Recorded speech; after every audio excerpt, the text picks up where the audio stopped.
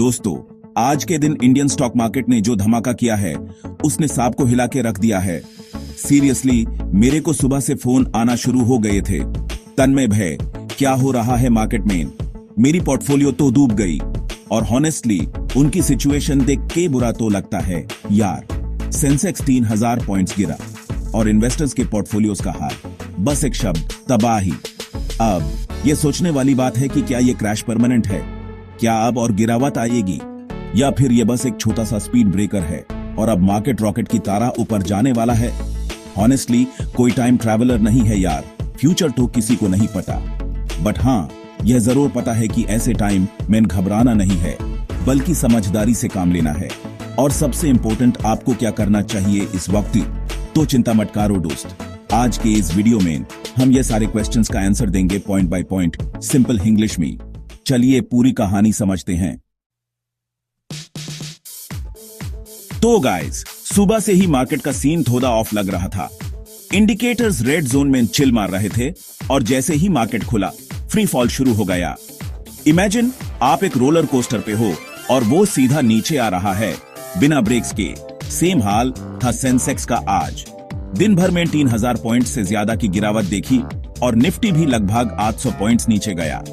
अब ये तो ओवरऑल मार्केट की बात हुई। सेक्टर वाइज देखेंगे तो और ज्यादा दर्द समझेगा। बैंकिंग सेक्टर तो बिल्कुल ही कोलैप्स हो गया यार। एसबीआई, एचडीएफसी बैंक, आईसीआईसी सब डबल डिजिट लॉस में।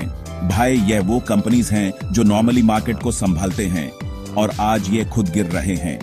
आईटी सेक्टर में भी ग्लोबल स्लो डाउन का इंपैक्ट दिख रहा है। इन्फोसिस, टीसीएस, विप्रो सब नीचे। ऑटो एंड रियल्टी भी पीछे नहीं है। मारुति, टाटा मोटर्स, डीएलएफ भी नीचे। लगता है मार्केट ने डिसाइड कर लिया है कि आज किसी को नहीं छोड़ना। और हाँ, small cap and mid cap index भी लगभग 5% तक डाउन आए, जिसका इंपैक्ट छोटे इन्वेस्टर्स पर ज्यादा पड़ा। देखो दोस्त, मार्केट को कोई एक चीज से बुखार नहीं आता। ये तो एक बड़ा कॉकटेल है प्रॉब्लम्स का। चलिए ब्रेक डाउन करते हैं। सबसे पहले तो यूएस मार्केट का पैनिक।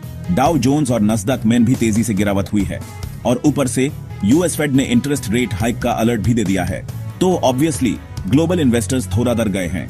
दूसरा रीजन है क्रूड ऑयल प्राइसेस। ऑयल $90 के पास पहुंच गया है, जो इंडियन इकोनॉमी के लिए अच्छा साइन नहीं है। इन्फ्लेशन ऑलरेडी हाई है और ऊपर से ये ऑयल का झटका। थर्ड रीजन है एफआईएस की heavy selling. Foreign institutional investors लगातार पैसे निकल रहे हैं इंडियन मार्केट से, और जब ये लॉन्ग सेल करते हैं तो मार्केट पे प्रेशर आता है। फोर्थ रीजन है geopolitical tensions. Middle east crisis, China Taiwan tensions और यूएस चाइना ट्रेड वॉर का असर दिख रहा है। भाई, ये सब चीजें मार्केट को अनस्टेबल कर देती हैं। और last but not the least, domestic Q4 results fear. लोगों को डर है कि कंपनीज के Q4 रिजल्ट्स वीक आ सकते हैं, जिस वजह से प्री रिजल्ट सेल ऑफ हो रहा है। चैप्टर 3। देखो, ये प्रिडिक्ट करना मुश्किल है कि ये गिरावट कब तक चलेगी। मार्केट एक्सपर्ट्स के मुताबिक अगर निफ्टी 20,000 के नीचे क्लोज करता है तो अगला मेजर सपोर्ट 19,500 के आसपास हो सकता है। बट रिमेंबर, यह सिर्फ एक एस्टिमेट है, कोई गारंटी नहीं है। मार्केट में कुछ भी हो सकता है यार। यह भी हो सकता है कि शॉर्ट टर्म पैनिक के बाद मार्केट में रिकवरी आए। पास्ट में भी ऐसे क्रैश के बाद मार्केट ने तेजी से बाउंस बैक किया है। रिमेंबर 2008 क्राइसिस, उसके बाद तो मार्केट ने ऑल टाइम हाई बनाया था। तो डरने की जरूरत नहीं है, बट हाँ, केयरफुल रहना बहुत जरूरी है। चैप्टर 4। इस टाइम में सबसे इंपॉर्टेंट चीज है काम डाउन। पैनिक मत करो।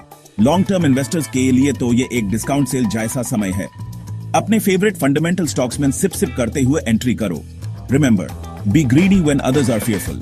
सिप्स को बैंड मैट करो। इस वैक्टी लो नैव पे यूनिट्स मिल रही हैं। सोच के देखो, आपको अपने फेवरेट समोसा पे डिस्काउंट मिल रहा है, तो क्या आप नहीं खाओगे? सेम लॉजिक यार। अब ये मत सोचना कि मैं बोल रहा हूं तो फुल कैपिटल लगा दो मार्केट में। रिस्क को मत लो।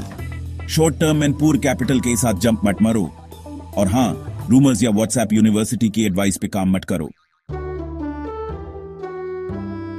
चैप्टर 5। अब ये तो हर कोई पूछ रहा है कि भाई बताओ ना, कौन से स्टॉक्स में इन्वेस्ट करें? देखो, मैं कोई सर्टिफाइड फाइनेंशियल एडवाइजर नहीं हूं, तो स्पेसिफिक रिकमेंडेशंस नहीं दे सकता। बट हाँ, कुछ सेक्टर्स ऐसे हैं जो लॉन्ग टर्म में अच्छा पोटेंशियल रखते हैं। वॉचलिस्ट में ये हो सकते हैं HDFC bank, Axis bank for long term banking bet, Infosys TCS, IT Man Value Buying, Maruti, Tata Motors Auto Man Recovery Play, Power Grid, NTPC Safe and Defensive Bets, Pharma and FMCG Volatile Market में stability देने वाले sectors. But again ये सिर्फ मेरे thoughts हैं। आप इन्हें research करो, अपने फाइनेंशियल एडवाइजर से बात करो और फिर ही कोई डिसीजन लो। उतरो। तो दोस्तों, आपको क्या लगता है, क्या यह मार्केट क्रैश एक बड़ा वार्निंग सिग्नल है या एक बाइंग अपॉर्चुनिटी? हॉनेस्टली ये आपको खुद डिसाइड करना होगा। मार्केट में रिस्क है, रिवॉर्ड भी है। इंपॉर्टेंट ये है कि आप इन्फॉर्म्ड डिसीजन लो, अपना रिसर्च करो, एक्सपर्ट से बात करो और अपनी रिस्क एपेटाइट के हिसाब से इन्वेस्ट करो। लाइक करें अगर वीडियो यूजफुल लगा हो, कमेंट करें आपके टॉप 3 स्टॉक्स क्या हैं इस गिरावट में बाय करने के लिए, और हाँ, सब्सक्राइब करें भारत नमा पर ऐसे ही इंग्लिश में सॉलिड फाइनेंशियल अपडेट्स के लिए।